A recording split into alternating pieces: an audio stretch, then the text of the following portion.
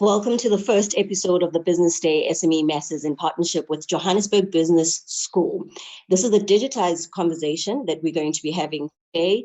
And as you know, most businesses right now are struggling and a lot of businesses are trying to innovate. Today, we're going to be discussing how you can find innovative ways of running your business without it being costing you too much. Today's topic is about Costovation. We've got a panel of experts that are going to be discussing this phenomenal conversation and what Costovation is all about. We've got some great panelists here today who are going to be discussing this with us, and they're going to be introducing themselves right now. The first person that we've got is Stephen Wonka. He is from the United States of America, and he's an author of an amazing book called Costovation, Innovation that gives your customers exactly what they want and nothing more. This is a brilliant book. If you haven't got it yet, make sure that you get the book as soon as possible, because it is a phenomenal read and it is something that is very effective, not only in the American space, but also in South Africa. Stephen, please introduce yourself to the rest of our audience. Thanks so much, Mummy. So as Mummy says, I wrote Costovation. I'm the author of two other books as well, Jobs to be Done, which is about how do you establish a very customer-centric roadmap for your company, as well as Capturing New Markets, which is about how you capture new markets. I'm the managing director of a consulting firm based in Boston with offices globally called New Markets Advisors. And I worked for several years with Clayton Christensen from Harvard Business School, establishing his consulting practices. And I credit many of the genesis of my ideas to Clay and his influences. Fantastic. Next up, we've got Herman Singh. Herman is the CEO of Future Advisory and Professor of Practice at the Johannesburg School of Business. Herman, can you please introduce yourself? Thanks, Mummy. I've been a corporate executive in South Africa and Africa for the last 40 years. I spent the last 30 years basically as director, engineering companies, banks, and telcos. And I've spent a lot of my life actually driving large companies to innovate across the African continent. So I'm really looking forward to engaging with you. I currently run my own consulting company doing exactly this. And I have a book coming out called Diverlution, which talks to the same thing. Fantastic. And lastly, we've got Professor Lyle White. He's the Senior Director of the Johannesburg Business School. Professor, can you please introduce yourself? Thank you very much, Mummy. It's a great pleasure to be here and among esteemed speakers like Stephen. Your book has really been an important contributor to this topic, and especially here in Africa. And obviously, Herman Singh is an old friend, not that old. He's a youngster at heart, but he's a good old friend and a professor of practice at the Johannesburg Business School that has done amazing work in Africa. So my real interest is around understanding the context of the places that we do business, the context in various shapes and forms, and especially the culture around this.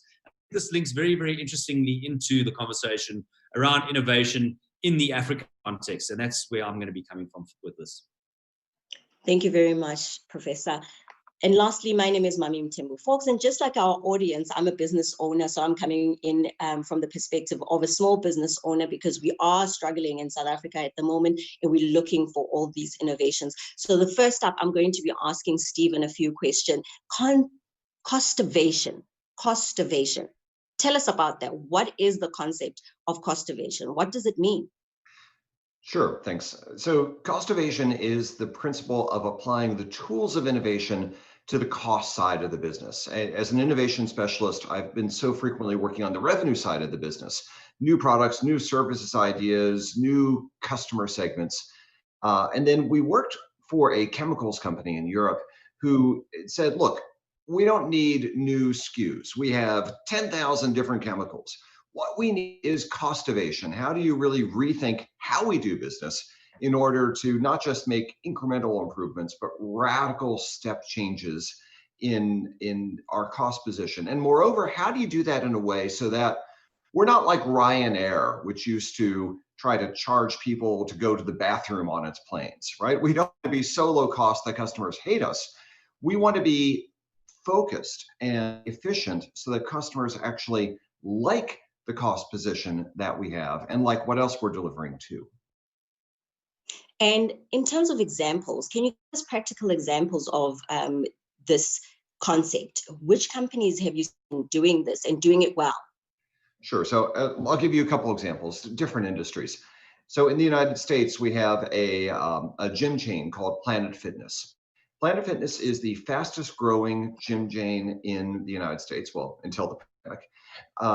It has the highest ratings in customer satisfaction. And yet the cost to join is only about $10 a month. That's could be up to a tenth that of competing chains. So how does it do that? It does that by really knowing who its customer is.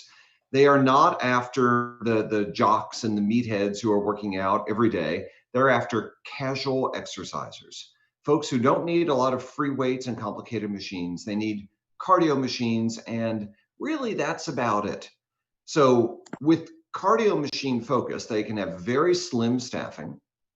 They don't need a whole lot of skill in their staffing. They don't have personal trainers who are trying to sell add-on services. There's no pressure for that person to sort of conform to some body image. In fact, they give away pizza on Tuesday nights.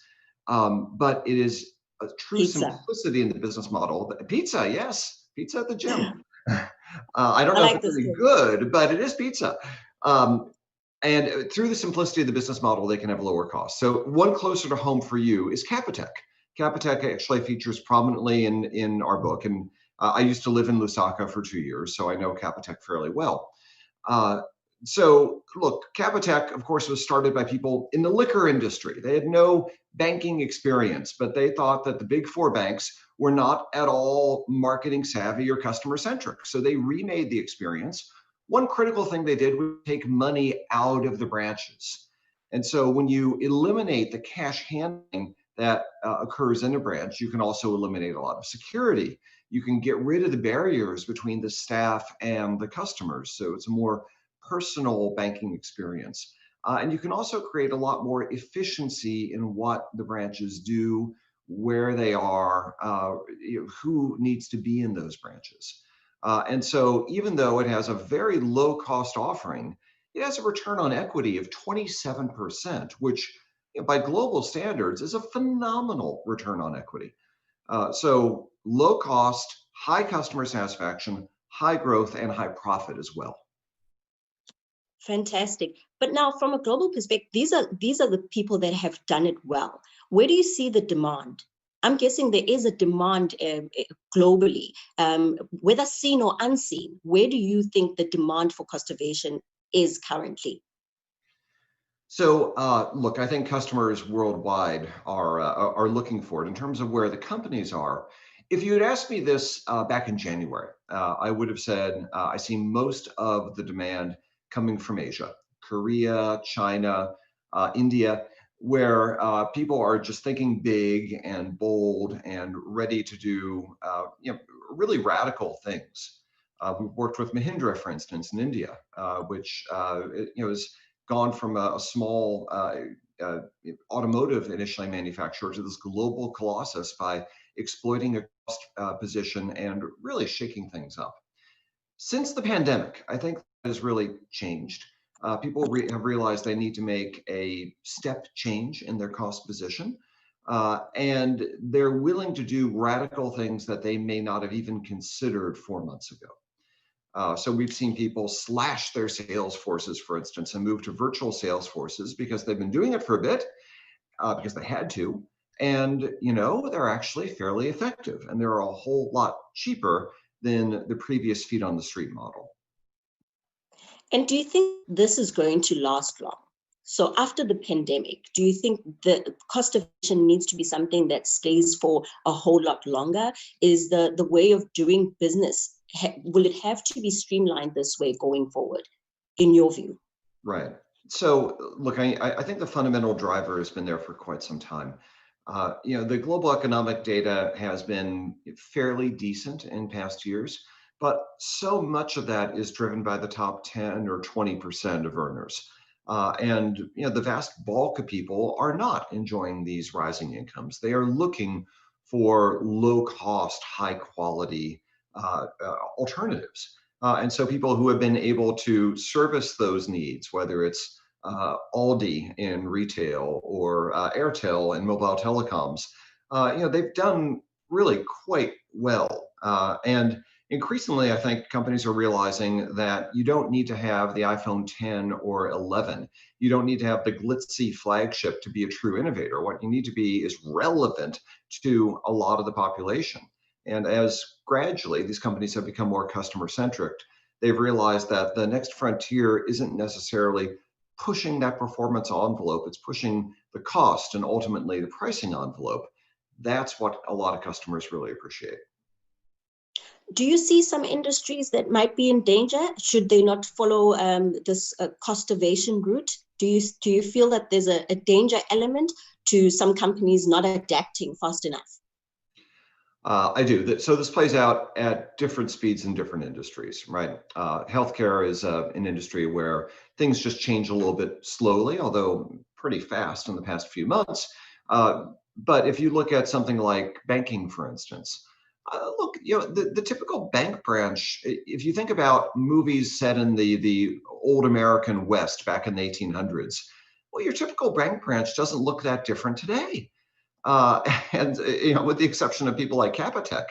So we work with banks that are saying we need to radically rethink what our retail experience is. Retailers as well, I think, feel the urgency. They've been feeling it a while with Amazon and some of the other e-commerce giants, but increasingly they've been totally rethinking who they are, what they do. Walgreens, which is one of the largest U.S. pharmacy chains, just recently, last week, announced $1 billion investment to create large primary care practices within its pharmacies, not just urgent care clinics, but real primary care practices that can see multiple patients at a time, because they realize that the old retail model of square feet and sales per square foot is going out the window when people are taking a lot of the high margin items online and by mail increasingly. So where people are feeling those competitive pressures keenly, often due to technological disruption, I think that's where we're seeing the fastest degree of movement. And then that coincides as well with areas where you can remake the business model quickly. So that's predominantly services rather than products. Although, look, we work with medical device manufacturers, which are in long development cycles and a product business.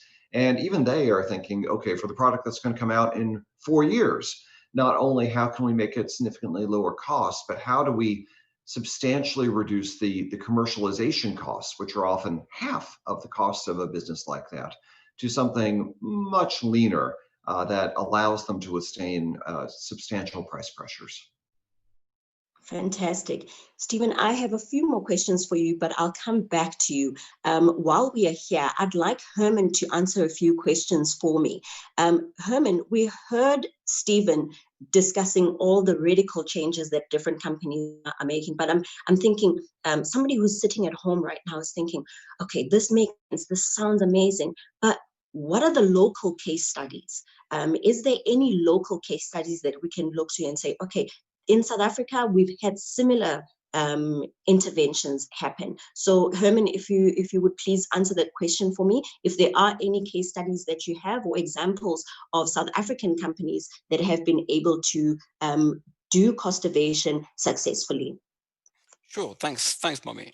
Look, I think there's been a fundamental shift in spending patterns. We've seen this. We've deprioritized things that were basically discretionary, and we've reprioritized things that are basically essential. So the first thing that we've seen is a huge swing to value. What does that mean? It means we're looking for more bang for our buck. So you've seen the repricing, for example, of data bundles. You've seen the lifting of caps on internet access. You've seen additional minutes being given, and that's just by the telco industry. The insurance companies have recognized that cars are just sitting at home. And so almost every insurance company in the country has said, I'm going to give you your money back. I don't know why I'm insuring your car. I shouldn't even take your money because your car's not moving. And so a number of companies have done that. So the swing to value, I think, is very important. And it's a very important point, because if you look at Japan has survived crises constantly. It's actually astonishing how Japan survives crises. And it's useful to look at Japan to draw some lessons for us. And one of the things that companies do in Japan is, in a crisis, they invest in communities, right? And so I think that's what South African companies are doing. We're investing, we're giving back to the customer. So I think that's great. We've also seen a big move.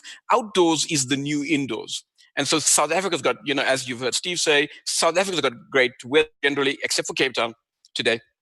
But generally Johannesburg has 300 sunny days a year. So the fact is that actually outdoors should have been taking up more of our time. And in a pandemic, it makes so much sense. So we've got drive-through banking, accelerating drive-through banking, right? We are removing ATMs. We are decashing the industry. There's a huge surge now in mobile payments, internet payments. You've got drive-through testing. You've got roadhouses making a massive comeback. We've seen drive-in theaters opening up. Walmart in America just announced 300 of their parking lots are being turned into drive-in theaters. So we've seen that as a second trend. Outdoors is the new indoors. There's a huge focus on sanitize, obviously, but also isolate. A number of companies have opened up businesses where if you want to quarantine yourself, you go there, and for a very low cost, you can stay for 2 weeks. That makes a huge amount of sense because a number of us have to be quarantined. A lot of companies have opened up operations to come to offices where somebody's been contaminated and do a deep clean. And so because of South Africa this morning passed England as a number with the number of people who are infected. And so basically we've got people getting infected constantly. And so there's a huge number of offices now that need people to come in and clean those offices up. I mean, I could carry on. In Dubai, if you're over the age of 60, you're not allowed to go to a mall, right? I mean, that's crazy. But that's what they've done. So what do you do if you're over the age of 60? Someone's got to go shopping for you. And so there's companies like OneCart, for example, that do that. It's basically concierge shopping. And they're now rolling this out across the entire country. There's a lot of people can't go to shops because they, in a sense, are vulnerable, over the age, or they've got a comorbidity. And then finally, I think there's a move towards local is lacquer. So basically, there's massive pushback towards China, of course, politically because of what's happened and where the virus came from. But I think more importantly, the supply chains are just gridlocked. We can't get anything out of China. And when we ran into shortages with ventilators and masks and PPE, we realized we better start making these things locally. And a number of companies have started making hand sanitizer, gloves, masks. And I think this is an accelerating trend. I can carry on for half an hour, but I just want to give you as a flavor of what South Africa has been up to. And it's exciting. I mean, I know it's a tragedy, but it's exciting times because the rules are being rewritten. Thank you for that. Now, the pandemic hasn't spared any industry. It hasn't spared any business, any economy. A lot of people are desperate right now. And SMEs are sitting there and think, okay, the big companies, they can do this because maybe there's a little bit of cushioning. Maybe they have a little bit of room to make these risks. But what about me as an SME? I hardly have a budget anyway. And innovating with already having so little. Where are the opportunities now from a small scale? Apologies. Okay, fantastic. So I think the two things I think that I'm seeing grow massively is the first is offline to online. What does that mean? It means everything that we did offline is suddenly moving online. So let's call that O2O, on offline to online. So we're seeing. Teachers are moving online, home delivery is moving online. If you want home services, we've seen an explosion of home services available online. I'm doing consultations with people online. And so online to offline has accelerated. Every web developer I'm speaking to is overloaded. ISPs are overloaded. People are just buying up VPN capacity. Domain names are being registered. So South African companies are rushing out there and building websites. It's happening incredibly fast. And you should do this if you're an SME. And so the second thing I want to say to you is we all in South Africa, I don't know if you know this, but South Africa invented pay as you go. So pay as you go as a concept. Until we did this in South Africa, everybody had a postpaid contract. We invented prepaid in this country. And so pay as you go, it was a brilliant idea because we didn't need credit, right? But pay as you grow is a very interesting concept for SMEs. And pay as you grow means that if you're an SME, you need to be signing up for all these services because there's a number of services available for SMEs where you pay as you grow. So in other words, you don't have to make a big capital injection up front. If you go to Shopify, it's very cheap to build a new website. If you plug in WooCommerce, it's a very cheap system to help you get payments and to connect to someone like UAfrica, for example, who can do drop ship. And so drop shipping, I think, is going to be a big thing where People are going to be making things in their homes. They're going to get a website. They're going to advertise onto a marketplace like Yep. Telkom yesterday announced Yep ! As it's basically an evolution of the Yellow Pages. And so SMEs can now go to Shopify, pay this low fee, go to WooCommerce, pay a low fee, go to Yep, get hold of Yoko or Ozo, who are providers, and you're basically paying small amounts of money to have a fully fledged website that looks and operates like Amazon. You can do everything that Amazon can do, you can do. You've got merchandising, assortment, you've got navigation that looks good.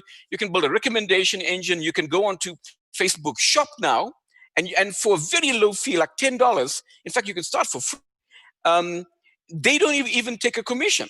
It's brilliant. So in South Africa, what we don't have is what Amazon does in America is Amazon aggregates small businesses. And what Jumia does in Africa is Jumia aggregates small businesses. In South Africa, we never did that. You've got the Takealots who basically own the entire space. And I think we're about to see a massive explosion of things like eBay and the Amazon equivalent in South Africa, where SMEs open up shop. And suddenly, I think you're going to see 250,000 SMEs go live in the next year online. I think we are going to have a massive freedom of choice to support and deal with local people in our community and to support small business all across the country. It's a great time to be in digital. Thank you for that, Herman. To our audience, if you see me looking down, I'm trying to read your questions that are coming through. So that's why I keep looking downwards to just see your questions. But now, Herman, to the people who are still not digital and trying to save costs, what do you have to say to them? Well, okay, so the first thing I would say is you've got to adopt a Walmart mentality. You know, Walmart, they don't even have filter coffee. Everyone drinks instant coffee. There's no kind of, there's never been business class travel. If you did book into a hotel, you know, you had to demonstrate savings. So I think we're moving into a world where we want to drop cost, as Steve has said, but you don't want to be cheap. You don't want to be perceived as cheap. So what you want to do is you want to hollow out your business. You want to go digital first. So wherever you can, you want to go digital first. The second thing that you want to do is you want to find ways that you can demonstrate value. You also, I think what you want to do is you want to start thinking about how can I deliver more value to customer and less cost to the producer. I mean, I'll give you an example. I was looking at a retailer in Dubai, and where every other retailer was giving you a plastic bag for the thing that you bought, what this company did is they used the box in which the shoe was purchased, and they basically attached handle to the shoebox. So in other words, you didn't need to have a plastic bag to contaminate the environment. You didn't need to buy this plastic bag and manage all that logistics. You took the bag, the box in which the shoe came in, and you turned that into the value that you were giving. So I think we are going to be starting to look at waste. I would encourage every South African company to ask the question why 5 times. I'll give you an example. You know, in South Africa, we've got a lot of perverse incentives in companies. So in other words, banks make more money when you break through your overdraft limit, right? So we've got to ask the question why. Banks don't pay you interest on savings account. Well, let's ask the question why. Banks charge you account fees even when the account's dormant. You ask the question why. If you on a telco network and you go out of bundle, you get nailed with penalties. So the telco makes more money when you consume more data. They like it when you actually make a mistake. They profit from you making a mistake. They nail you when you roam. If you rent a car, you get nailed when you exceed the daily limit or you return the car without filling up the fuel. If you try to change a flight, you get nailed on that. If you look at the declines in insurance claims, if you look at the alcohol prices in restaurants, right? That's a total ripoff. Now the restaurateurs are complaining they can't make money because they can't sell alcohol. Well, they should have built a business model that wasn't dependent on alcohol, really. That's what they should have done. They didn't. So there's been a perverse incentive. Wherever they could, in fact, in a sense, gouge the consumer, they did. And they benefited from the consumer paying far more than they should have for the value that they got. I love going to restaurants where I can bring my own alcohol. And I say, well, I'm having a bottle of wine. Why should I pay you 3 times for yours? I'll bring mine. I'll pay the corkage and I'll drink mine. And I save twice the price of that bottle. So I think you're going to find we've got to ask the question why 5 times about everything and re-question everything that's being done, because I think you're going to be shocked by the answers that you get, and to find out that we actually have been overpaying for a lot of things, and there's huge value that we can take, huge value we can add, and cost we can remove from the system. That sounds fantastic, Herman, but I must correct you, eh? With immediate effect, alcohol, we're not using that example anymore. I'm washing my hands with my wine. I have a question here for you, and it is with regards to digital. The question is coming from Terence Duplessis. And the question is digital the best solution in a country where we struggle to have stable electricity and data prices are sky high? This one is for you, Herman. Look, it's a great question, right? And I'm going to answer it by analogy. If you go to the rest of Africa, the first thing that you find is we've got dodgy power supply, and we've got expensive data, and not everybody's got enough data, and not everybody's got smartphones. You know what the fastest growing business is in the rest of Africa? It's digital businesses. I think in South Africa, in a sense, perfection becomes the enemy of good. I think we have to accept that we can never be perfect in this country, but there are stunning solutions that we can build that are good. And so I would really encourage South African companies to look at what's been done in Nigeria and Kenya and Ghana, those three countries in particular. You go to Rwanda, fantastic solutions for banking, for medical advice, for education, using very simple phones, low costs, charging cell phones using simple solar panels. My sense is that what Africa is going to do is leapfrog the physical infrastructure and go straight to digital. In South Africa, we had the infrastructure. The infrastructure became a bit of a crutch. So we started to lean on this infrastructure in South Africa. In the rest of Africa, they didn't build branches, they didn't build ATMs, they didn't build point-of-sale machines, they went straight to mobile payments. What did we do in South Africa? We built the three things that we shouldn't have built. And so basically, I think we're going to go where Africa is. Fantastic. Thank you very much, Herman. I need to move on to Lyle because there's some really important questions that I need to find out from Lyle. We have seen large businesses like Planet Fitness and Apple implement Costovation. How does this concept be applied to SME? If I'm an SME and I want to apply the same technology or the same concept, how do I do it? I know that I've asked a similar question to Herman, but can you give me a specific, if I wanted to replicate, for instance, what Planet Fitness has done as a small gym, how would I try and implement that? Thanks. And without trying to repeat exactly what Herman has said, your question is very much around the SME market here in South Africa and in Africa at large. So I think the foremost it is to cater for the needs and the requirements of the local market, to become as localized as possible in your so-called innovative responses. But to answer your question and not to kind of do a George Bush and back out of this one, I want to actually just re-emphasize what I heard from Stephen and from Herman over those last bits and pieces that they've contributed. I hear, and what is so exciting from Stephen's work is actually all about what we talk about constantly, doing business and strategizing in Africa. How can we do this, and how can we kind of disaggregate and dismantle the black box of mystery around this and cater for this market and achieve the results that we are looking at?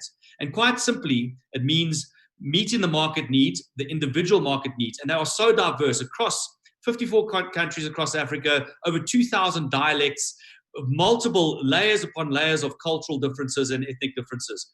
We need to actually start being far more localized in our approach. So meeting those market needs, and not only market needs, they are societal needs. So it comes back to our impact on society. That's going to be all important. But another very, very important point that was brought forward was the importance of cost. And cost and that quality interface is so important in the African context.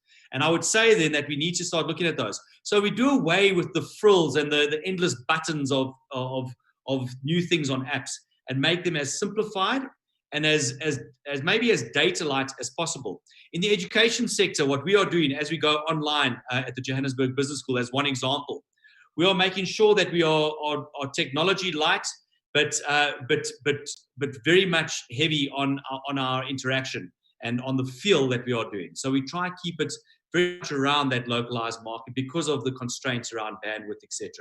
So that's a very, very important thing to consider. And you think about this again, that not all innovations that take place in Africa. And Stephen made reference to his time in Lagos, and he'll attest to this. Things that happen in Lagos might not happen to a similar effect or result or success in Nairobi, and they certainly won't happen here in South Africa, given the diversity of these markets. We made some reference to some of the cases across the continent. Just over 10 years ago, we saw the launch of probably what became the biggest brand in Africa. That was M-Pesa. Everyone knows this all too well. M-Pesa worked fabulously in the Nairobi and by extension, the Kenyan market, and by extension, the East African market. Why did it not work as well? And this was, I would argue, Stephen, this was probably an example of Costovation in that particular market. And so what I take away from what these guys have contributed is that Costovation is deeply localized, but contextual intelligence and contextual relevance is all important. And so going back to your question, Mummy, around the SMME response and how they can actually adopt some of these. Look at what these Planet Fitnesses or Apples, these mega companies have done, and look at what you can do in your immediate context. And you know your context so much better than anybody else. And that's what builds, that's what gives you the agility and your immediate resilience in doing that at these difficult times. Fantastic. Now, Stephen's concept comes at such an important time. When it comes to Costovation and skills, that's my concern. The skills now. Do you think that it's important to change how education is structured? Because you are the education man. I need to find out from you. Are we going to have Costovation as some of the modules that are given out? Do you think it's important to start introducing these as the concept as a module, not only for entrepreneurs and business owners, but should it be something that is taught to the younger generation? Should it be taught in the first years of university? What are your thoughts on that? Is it an important thing that we need to be adding to our education system? Yeah, I think it's such an interesting question. And thank you so much, Mummy, for calling me the education man. It's so much better than my other times. But I'll take the question because I'm coming from an educational institution, business school. And I must admit, us in the educational institutions and business schools need to watch, because if we do not meet these needs, we'll be redundant within the next few years. And that's why we've got to keep a pace. And that applies to, as you mentioned, what are we going to teach our children? What are we sharing with our children? But these two guys here, they are the true educationalists, because they've come up with some of the responses that are needed in our context. And when I started reading about Stephen's work and the concept of Costovation, I thought a lot about education and how education is going online across the African continent and how online education is going to provide access. But what is going to make it different? And yes, and then I talked to Herman and we talk about the challenges of bandwidth. It boils down to very simple solutions. And that's the beauty of what Stephen talks about. These are simple solutions. Let's not overcomplicate the notion of innovation or what is needed.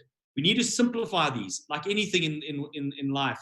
We need to simplify these solutions to make them accessible, but also applicable. And then, so in the space of education, what I'll be telling my kids is, let's really overemphasize now critical thinking and creative thinking. Critical thinking and creative responses, perhaps. That is what is all important. And that's where we have been a little bit slow in the educational sector, is that we've spoken rhetorically about this, but especially here in this context of Africa, we have not really championed that critical thinking and creative responses in our thinking. And that's what I think is going to be all important. And once again, there's a whole lot of other things that I can elaborate on, but I don't think I should take up the time by talking about education too much. We want to talk about the real world stuff. Fantastic. All right. I have a few questions. Thank you very much, Lyle. I have a few questions for Stephen. I did say I was going to come back to Stephen. I also have a last question for you, Lyle, but I'll come back to that later. Stephen, we've got a question here from Jabulani Mdoda. Sorry, let me start with this one first. We've got a question from Steve to Stephen. A lot of the examples speak to retail or B2C. Are there some examples of Costovation being implemented in industry or the B2B sector? Sure. So let me give you an African example. I worked in Zambia for 2 years with Celtel, which is now part of Airtel. rolling out mobile commerce. And this is actually predates M-Pesa. This is in the early 2000s. And what we wanted to do was replace cash handling by businesses. So not really focused on the B2C market, but the B2B market. And our key client there was SAB, South African Breweries. So two things came out. First of all, the big costs were not necessarily line items on the accounting spreadsheet. So when we looked at how cash was handled, typically from the time it was paid by a distributor to the time it was banked by SAB, the cash was counted 7 times. And oftentimes those counts would differ, right? There was a lot of theft or fraud going on. It was very hard to track that. And so there was a lot of complex systems to try to track that and fairly highly paid people to try to track that. By radically simplifying that and having the distributor pay on their mobile phone directly into SAB's account, they were able to take out a lot of those costs. But then it is also, the second principle is that you have to look very closely and just observe almost naively to see where the opportunities are. And as we saw what was happening, we realized that the person delivering the beer or the soda would take the order by hand for the next day, or maybe 2 days, whenever the truck would come by.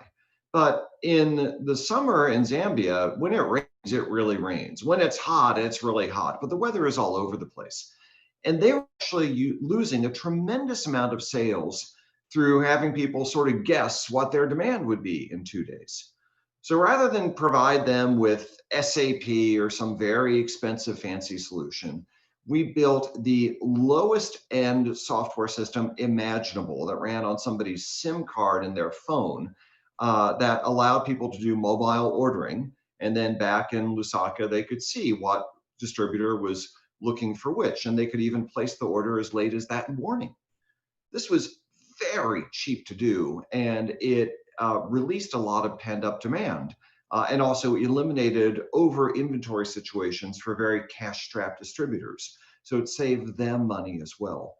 Nobody was asking for that because they didn't know it was possible, but because we really looked, we were able to see a cost solution that never showed up on anybody's spreadsheet, but was really significant.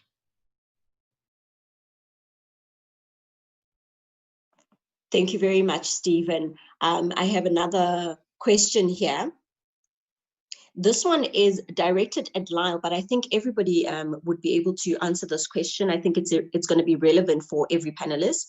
It's coming from Jabulani, and he says, how can we try and implement cost-saving measures without it leading to job-cutting measures?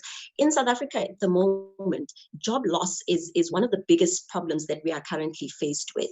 And I think this is a question that everybody has in their mind. How do I do this? How do I do Costovation without losing jobs, without making people more desperate in this country? What are the solutions there? It's a difficult question, I think, from my perspective, in terms of the association is that, and again, I think we need to start dismantling our assumptions and previous constructs that we've had. The association is with innovation, there's going to be fewer jobs available, and we're going to do away with there's going to be redundancy in the job market.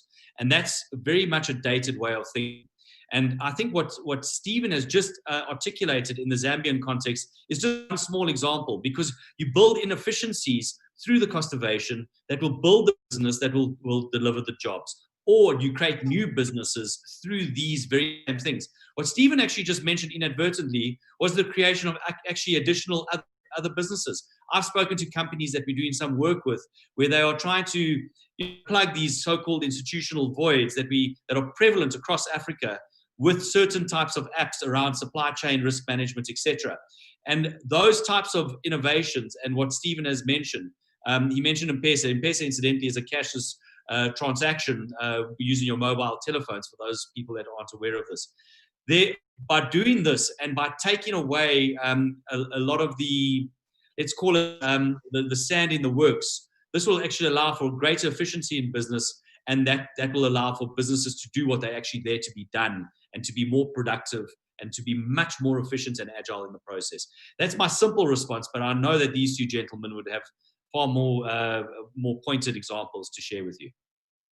Yes, please. I would like to hear from both Stephen and Herman. I know that it's slightly different, obviously, in the States, but what have you seen, Stephen? Sure. So, look, it is a troubling implication of Costovation that many people are in legacy jobs that don't actually add a whole lot of value.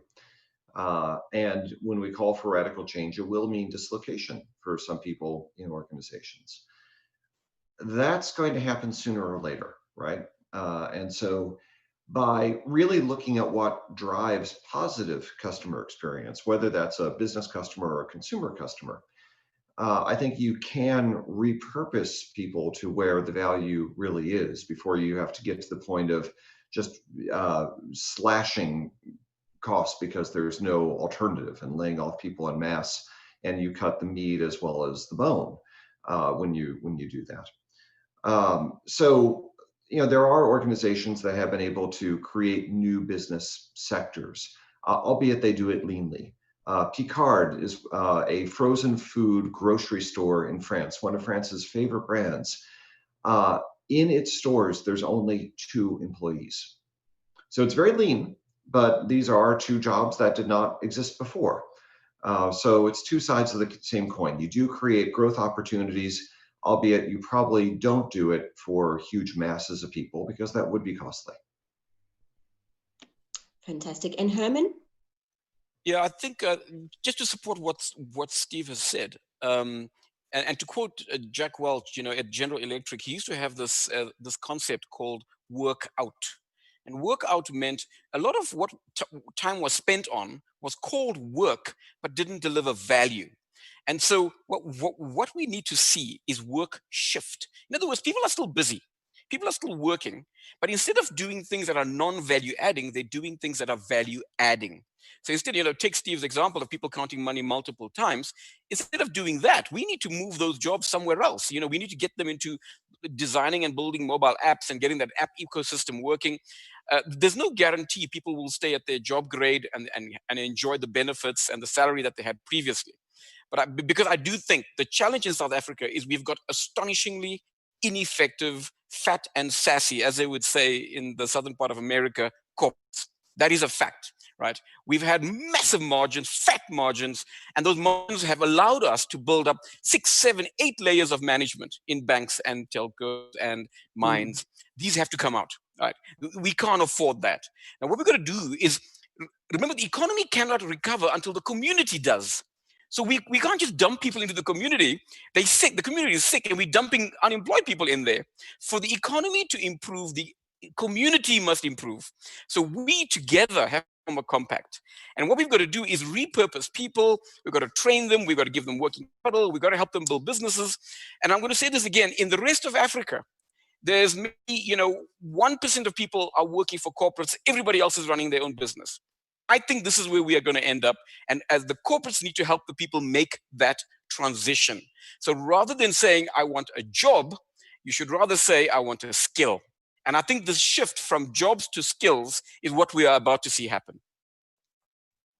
I love that. Thank you so much for that. There's a ton of questions coming through. I have another question for you while I've got you here. This is a question for Herman and Steve. So here's a question here from Michelle. As a small business, where do I start with the implementation of Costovation? What are some practical tools and tips I can implement? I'd like to add to this question. Also, while there is an issue of unemployment, a lot of people, as you said, are going to move towards becoming entrepreneurs and starting their own businesses. So if you had to break it down to just 3 things. So I'm starting out, or I already am an SME. What are the 3 things that you would give me as advice and say, this is where you start? Okay, my first comment would be find a pain point. Find a pain point in your life or your community, something that's frustrated you. I tried to move a box. I couldn't get this box moved from here to there. It's frustrated me. You know what? I'm going to build a solution. And the world is changed by people. Please excuse my French, but the world tends to be changed by people who are extremely pissed off. And we need to find these people, because these are the people that change the world. They get irritated about something, they build something new. So that's my first message. My second message, I think you've got to start experimenting. You've got to start trying things. There's no answer here. Nobody knows anything about this COVID. We don't know how long it's going to last. We don't know how to cure it. We don't know when it ends. We don't know what further impacts we're going to have. No government knows how to fix this thing. No corporate knows how to respond. This is the first time in my entire life I've seen something like this. So we must stop looking for answers. The textbook for COVID hasn't been written yet. We're busy writing it out chapter by chapter. And the way we're going to write this book is through experimentation. So experiment wherever you can. And then finally, what I would do is wherever you see waste, call it out, because that's how we're going to transform this entire journey that we're on. Fantastic. Thank you very much. And Stephen, what are your top three? As an SME already existing, how do I do Costovation? What are the first three steps? So I love all of what Herman said. I'll add a couple things. I think you really need to have focus, a strategic focus about where you want to win and who you want to win with. Who is that target customer that you are really trying to serve? And then go deep and really understand what they value, what, in our language, what jobs are they trying to get done in their life? What are they buying today? But what are they trying to get done with what they're buying or not buying today? And there you can then see that there are some things you might do which deliver a lot of value and other things not so much. And then you need to think about what are your cost drivers. So those might be very evident in terms of cost of goods or distribution, but it might also be things that are much more subtle. And as I said in the other example, not on the profit and loss statement, things like complexity. There's a checklist of 7 different hidden cost drivers that you can find on the website for the book, costovation.com. So you can just download that there. And think about the cost of complicated customers or catering to corner cases, for instance. When you find those, then you can compare that to the priorities of your target customers and really think, okay, what is essential to deliver on and what might not be so essential? How can we take that out and really radically rethink what we do to avoid those hidden cost drivers? Fantastic. Thank you so much. This has been such an informative session. I think I've taken a lot of information out of this and will be implementing a few strategies as well in my business. I've found if you don't mind me adding my 2 cents into some of the things that I've done in my business to stay afloat during this time is digitizing my business has been one of the core things that I've had to do. And as Herman mentioned earlier, there are a lot of ways of digitizing your business without having to spend a lot of money. One of the things that we've done as well is we've looked towards our customers to involve them in our business. So now there's a bit of a trade-off with our customers. They are doing some of the selling on our behalf by incentivizing the very customers that we are selling to. So this is just some of the ways that I have also used in my business in order to involve Costovation and using my customers as kind of your sales reps, if you want to call it that. They win from your business and they help market your business as well. It's just one of the things that I have done. But while we are here, I would like to just get some closing remarks from each of our panelists as far as Costovation is concerned. And Stephen, I want to congratulate you on the concept. It's just quite amazing. It's something so simple, something that everybody, I think, whether it's a big business or a small business, we have missed a lot. So I'd like to get some closing remarks from everyone. I'll start with Stephen. Give us some closing remarks, a word of guidance as well to our listeners, just briefly, and we'll move on to Herman, and then we'll go to Lyle, and then we'll close the session. Sure. Sometimes I do with people at the start of a speech a mock focus group of imagining that we work for an ice cream company and we need some more ice cream. What can we do to sell more ice cream? And people come up with responses like more flavors, more locations, lower prices. And then you turn it around and you say, okay, as a consumer, when's the last time you had ice cream and why? And you get stories about connection or experiencing a moment or indulging in a guilty pleasure. And what's striking is that most people in the audience have never worked for an ice cream company, right? But they put on these blinders and they think so narrowly about a business. And you just ask a different question and they think about the business from a totally different perspective. So you've got to step out of the business that you're in and think like a consumer, walk a mile in their shoes, understand what really delivers value. What are they trying to get done? What job are they trying to get done and what not? When you do that, then you can go back and avoid putting on those blinders and think really about what is it that delivers the value, and everything else is up for cutting out. You might spend a little bit more on the things to deliver value, but you can save a lot on the things that don't. So be customer centric, Costovation can follow. Thank you so much, Stephen. Great words there. I've taken so much out of the session, and so has our audience. Lyle, can we have some closing remarks from you? Yeah, sure, Mummy. And listening to Stephen's closing remarks and being the customer centricity that is required, it just leads me to my major takeaway is that in this session, even though we've been sitting in our offices or our rooms or wherever it might be, we've actually had a bit of an insightful learning session on doing business in Africa and understanding the context and actually stepping out of our space to try and consider this.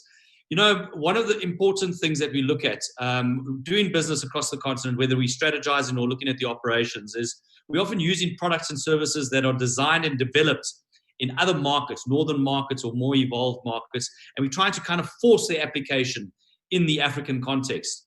What we've got to do now, and this is relevant to SMEs, SMMEs here in South Africa and around the continent, is that you are in a unique space right now to cater for that immediate market. Herman made mention of catering for society, but also for the immediate community.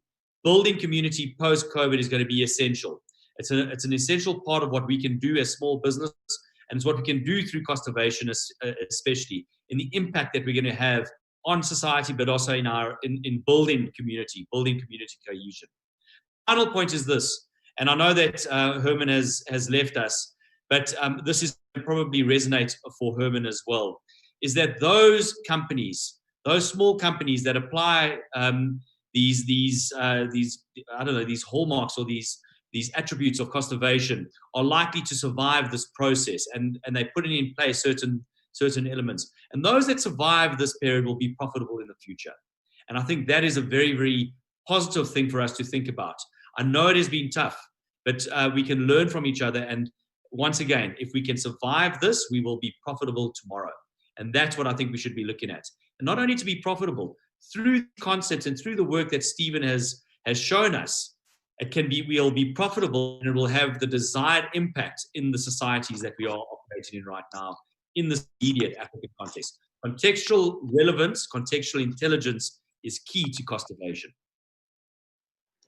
Thank you so much. Costovation, innovation that gives your customers exactly what they want and nothing more. I would like to thank everybody for joining us today, and thank you so much to Business Day SME Massive and Johannesburg Business School. Thank you very much for joining us. That's a wrap.